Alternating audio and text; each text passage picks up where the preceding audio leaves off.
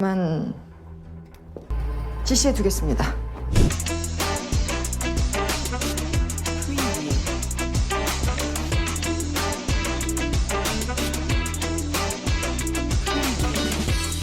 Halo guys, berjumpa lagi dengan gua di channel Isawan di media kita. Oke, pada video kali ini gua akan membawakan alur cerita dari film Korean drama yang berjudul Moving di episode yang pertama. Oke, seperti apa alur ceritanya? Kita langsung aja ke videonya. Moving episode pertama dimulai dengan Bong Seok bermimpi tentang terbang dan jatuh. Ini adalah mimpi buruk berulang yang dia alami. Dia bangun dalam keadaan terikat di tempat tidurnya dan ibunya yang bernama Mihyun memanggilnya. Dia sedang menyiapkan sarapan di lantai bawah dan Bong Seok bersemangat mencium makanan yang dia masak. Di tempat lain, Hyo-soo mencoba untuk bersemangat dengan restoran ayam baru ayahnya. Dia khawatir tentang mendapatkan seragam barunya yang cocok dengan sekolahnya. Hyo-soo sadar bahwa Jo-won kekurangan uang dan tidak ingin dia stres. Dia mengatakan kepadanya bahwa dia akan membuat kesepakatan baru dengan wali kelasnya karena dia akan lulus pada akhir semester ini. Mereka mengucapkan selamat tinggal yang manis dan Hyo-sun bergegas ke sekolahnya. Sementara itu, Bong Seok terlambat, tapi ibunya terus menambahkan beban di dalam tasnya. Dia khawatir dia akan terbang jika tidak ada sesuatu yang menahannya. Dia kemudian meluangkan waktu memeriksa ponselnya untuk melihat apakah ada kecelakaan misterius yang dilaporkan. Bong Seok dan Hyo-soo bertemu dalam perjalanan ke sekolah. Bong Seok menawarkan untuk membayar ongkos bus Hyo-soo karena kartunya ditolak. Mereka mulai berbicara, tapi Bong Seok mempertanyakan mengapa dia berbicara kepadanya secara informal. Hyo-soo berpendapat bahwa itulah yang mereka lakukan di bekas sekolahnya, dan Bong Seok membatalkan hal tersebut.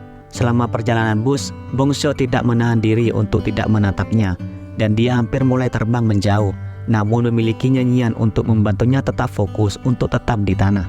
Kembali ke rumah Hyo-soo, Jo-won melukai dirinya sendiri saat memikirkan apakah akan membelikan seragam baru untuk Hyo-soo atau tidak.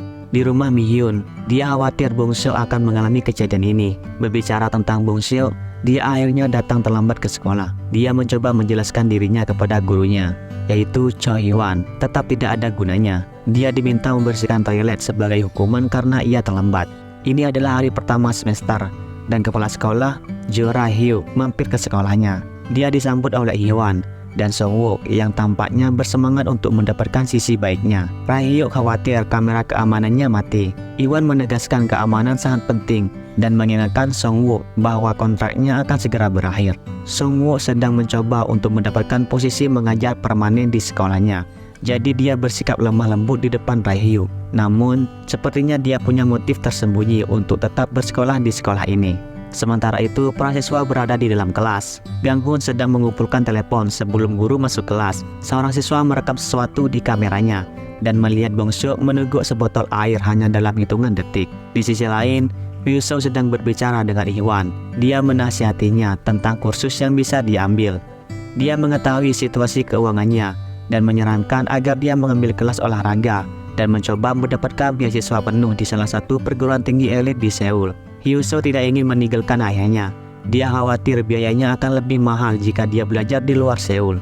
Hee-wan berhasil meyakinkan untuk bergabung dengan olahraga dan berjanji untuk melatihnya di halaman sekolah. Dia juga bertanya tentang seragamnya dan Hee-wan terkejut, tapi tidak menentang gagasan itu.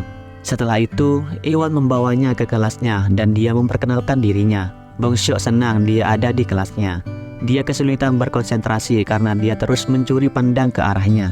Dia mulai meninggikan badannya dan mencoba yang terbaik untuk tetap membumi dengan menggunakan nyanyiannya. Di tempat lain, seorang pria bernama Frank tiba di Korea Selatan. Segera dia mendarat, dia mengambil paket dari truk pengantar yang diparkir di bandara dan mengganti pakaiannya. Dia membuka paket dan menemukan salah satu ponsel lama itu. Ada pesan yang belum dibaca di ponsel dari nomor tak dikenal. Frank kemudian membuka faktur bertanda 11 di antara dokumen yang ditemukan dalam paket. Namun, amplop tersebut bukanlah faktur, melainkan foto dan detail seorang pria. Dokumen tersebut memiliki stempel dan logo lembaga bernama Supernatural Control Agency. Setelah memeriksa dokumen tersebut, Frank pergi dengan truk dengan berpakaian seperti pengantar barang. Sementara itu, kelas harian berakhir dan para siswa di SMA Jongwon memulai kegiatan ekstrakurikuler mereka. Gang-ho mengantar Hyo-soo ke auditorium tempat dia memulai pelatihannya dan memberinya kunci kamar. Dia meminta untuk tetap tinggal dan mulai melakukan putaran sehingga Gang-ho memanfaatkannya. Dia pergi menemui Ihwan dan memberitahunya bahwa Huiso sedang berlatih.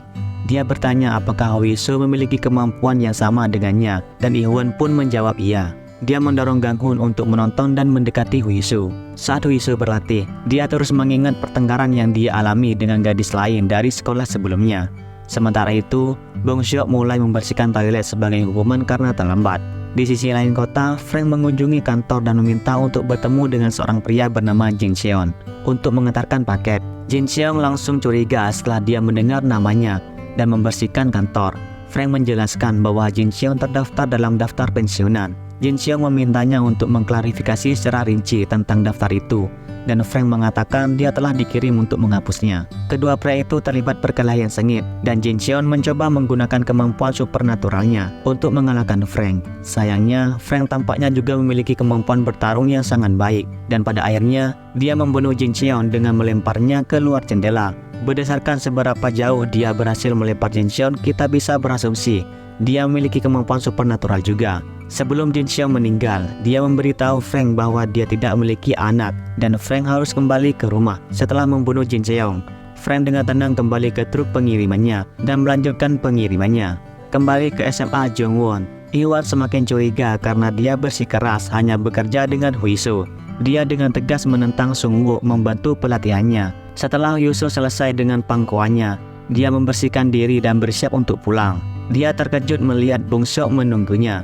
Dia meminta untuk membantunya membawa tasnya, dan saat mereka pergi, penjaga sekolah tampaknya menaruh minat yang aneh pada mereka. Bong Seok naik bus pulang, tapi Huiso memilih mengunjungi kantor tutor untuk menanyakan biaya kelas. Ini terbukti terlalu mahal baginya. Sementara itu, Mi-woon menyiapkan makanan berat untuk Bong Seok. Begitu dia sampai di rumah, dia bertanya apakah dia bisa menambahkan lebih banyak beban ke tas sekolahnya. Mi-woon terus-menerus khawatir rahasia Bong Seok akan terungkap. Hyun-soo juga pulang ke rumah dan memberitahu ayahnya bahwa dia membutuhkan seragam baru. Ju-won setuju untuk membeli apa yang dia butuhkan dan mengatakan ini bisa dimengerti.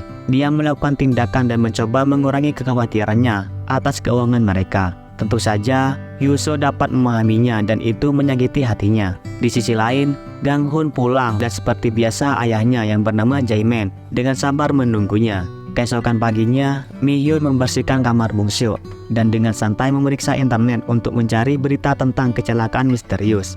Dia melihat berita tentang kematian Jin Seon.